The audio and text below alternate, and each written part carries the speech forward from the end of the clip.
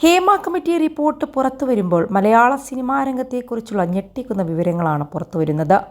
ലൈംഗിക ചൂഷണവും മയക്കുമരുന്ന് ഉപയോഗവും മാഫിയവൽക്കരണവും തുടങ്ങി സിനിമാ രംഗത്തെ അനഭിലഷണീയ നടപടികളെക്കുറിച്ച് ഹേമ കമ്മിറ്റി റിപ്പോർട്ടിൽ പരാമർശിക്കുന്നുണ്ട്. താൻ അഭിനയിച്ച സിനിമയുടെ സെറ്റിൽ നിന്ന് നേരിടേണ്ടി വന്ന ദുരനുഭവത്തെക്കുറിച്ച് ഒരു നടി വെളിപ്പെടുത്തുന്ന ഭാഗങ്ങൾ ഹേമ കമ്മിറ്റി റിപ്പോർട്ടിലുണ്ട്. ടൈറ്റിൽ കഥാപാത്രത്തെ അവതരിപ്പിക്കുന്ന ചിത്രത്തിൽ വളരെ ഇൻറ്റിമേറ്റായ രംഗങ്ങളുണ്ടെന്ന് സംവിധായകൻ അറിയിച്ചിരുന്നതായും എന്നാൽ എത്ര നിർബന്ധിച്ചിട്ടും അതിൽ കൂടുതൽ വിശദാംശങ്ങൾ സംവിധായകൻ വെളിപ്പെടുത്താൻ തയ്യാറായില്ലെന്നും നടി പറയുന്നു. തൻ്റെ സമ്മതമനുസരിച്ച് മാത്രമേ പ്രവർത്തിക്കൂ എന്ന് മാത്രമാണ് സംവിധായകൻ പറഞ്ഞത്.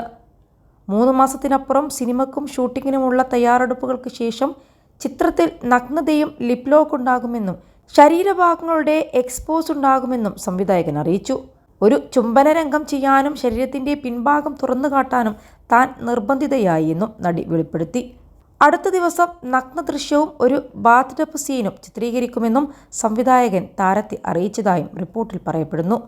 ഇതേ തുടർന്ന് 3 മാസത്തെ പ്രതിഫലം പോലും വാങ്ങാതെ ആ സിനിമ ഉപേക്ഷിച്ചു. സംവിധായകനിലുള്ള വിശ്വാസം നഷ്ടപ്പെട്ടതിനെ തുടർന്ന് ആ സിനിമയിൽ തുടരാൻ തനിക്ക് ബുദ്ധിമുട്ടുണ്ടെന്ന് കാണിച്ച് നടി സംവിധായകന് സന്ദേശം അയച്ചു. എന്നാൽ കൊച്ചിയിലേക്ക് നേരിട്ട് വരാതെ സിനിമയ്ക്കായി ചിത്രീകരിച്ച ഇൻറ്റിമേറ്റ് സീനുകൾ ഡിലീറ്റ് ചെയ്യില്ലെന്ന് സംവിധായകൻ നടിയോട് പറഞ്ഞതായി റിപ്പോർട്ടിലുണ്ട്. 21 ലക്ഷത്തോളം സന്തുഷ്ടരായ ഉപഭോക്താക്കളും 2 ലക്ഷത്തോളം തിമിര ശസ്ത്രക്രിയകളും പൂർത്തിയാക്കിയ മലബാറിലെ ഏക കണ്ണാശുപത്രി Al Salama eye hospital, hospital road, Perinthalmanna.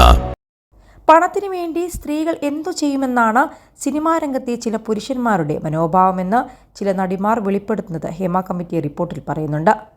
പ്രശ്നക്കാരിയാണെന്ന് മുദ്രകുത്തിയാൽ പിന്നീട് ആരും അവസരം നൽകില്ല. അഭിനയം മോഹമായി കൊണ്ടു നടക്കുന്ന പല സ്ത്രീകളുടെയും പ്രതികരണം മൗനമായിരിക്കുമെന്നും ചൂണ്ടിക്കാട്ടി. ഷൂട്ടിൽ ലൊക്കേഷനിൽ ചെന്നാൽ സ്ത്രീകൾക്ക് അടിസ്ഥാന സൗകര്യമില്ല. PVC പൈപ്പുകളിൽ കീറത്തുണി കെട്ടിവെച്ച് മറയാക്കിയാണ് വസ്ത്രം മാറാൻ സൗകര്യം നൽകുന്നത്.